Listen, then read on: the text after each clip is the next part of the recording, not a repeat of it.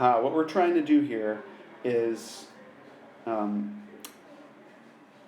fill in the missing parts of the proof. Okay, what's the value of x? Identify the missing justifications. They get all the way down to the bottom and they say x is 56. How did they get there? So let's take a look at it.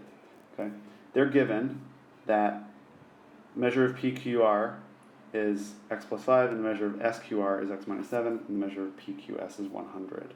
Okay, so if you take some angle, PQR, right here, actually let's color it, that angle, and some other angle that is adjacent to it, this angle,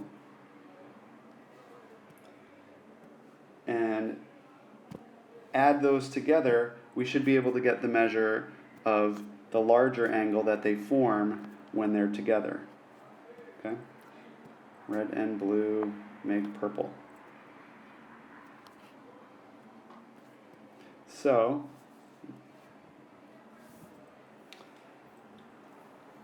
that's okay. We're allowed to do that. We're allowed to add them together and equal the bigger angle.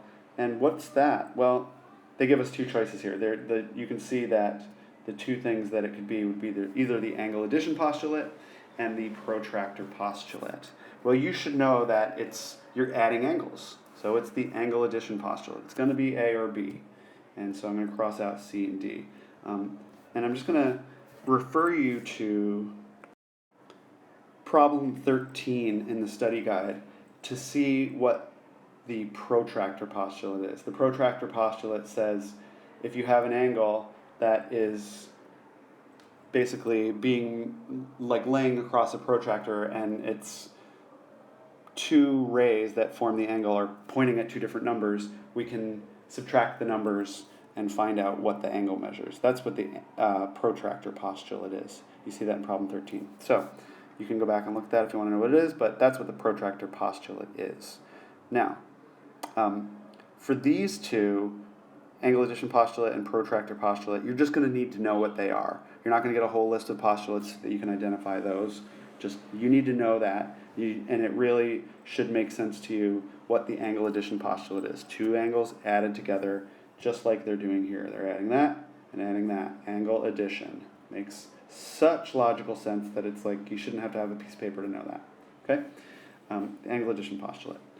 Now, we see substitution. They take the measures of the angles and substitute the name where it says measure of that angle with the actual algebraic expression that equals its measure. That and that equals that. Okay. Then they simplify them by combining like terms. That just says simplify. And then what do they do here? Well, what they do here in between this step is they have to add 12 to both sides. And when you add to both sides, they call that the addition property of equality. Add to both sides is addition property. If you see subtraction in this step, and in the next step you don't see it, they undid it. And that's why you don't see it anymore.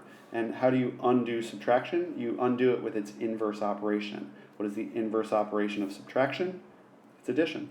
So they must have done addition in between this step and this step in order to make that subtraction disappear. Okay? So whatever the inverse is, that's what's going to make that disappear. So we say, okay, it wasn't the subtraction property.